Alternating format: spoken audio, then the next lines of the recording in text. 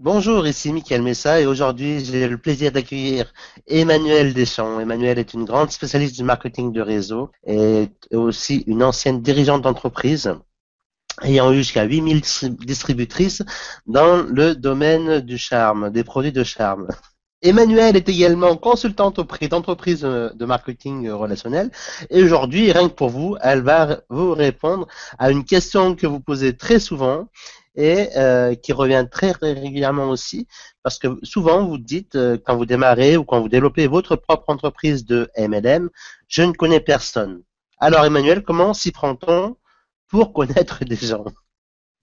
En général, quand on dit je ne connais personne, c'est pas tout à fait vrai. Parce que je suis persuadée, Mika, que si je regarde le téléphone de la personne qui est en face de moi, le répertoire de son téléphone, il y a beaucoup de monde. Quand on dit je ne connais personne, souvent c'est non, cette personne-là n'est pas intéressée par les produits que je propose.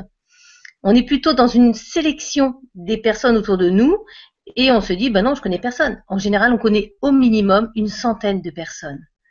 Voilà, ça c'est la base. Donc déjà, ne pas avoir de frein, ne surtout pas avoir de préjugés par rapport à notre fichier de connaissances et les lister. C'est vrai qu'on parle beaucoup de liste de connaissances, c'est bien pratique. C'est un outil qu'on peut appeler peut-être un peu vieillot, mais quand même très utile pour justement voir un petit peu où on en est de nos connaissances. Ensuite, il y a une chose qui est très importante, c'est toujours augmenter cette liste de connaissances. Vous donnez un petit jeu comme toutes les semaines, aller rencontrer des personnes à l'extérieur et augmenter votre liste de connaissances de 2 à 10 noms, par exemple. Ça permettra de l'avoir toujours active, de la travailler, parce qu'une liste de connaissances se travaille. N'oubliez pas, nous sommes dans du marketing relationnel. Et le relationnel, c'est ce qu'il y a de plus important. Avant d'aller proposer quelque chose à quelqu'un, il faut entretenir cette relation.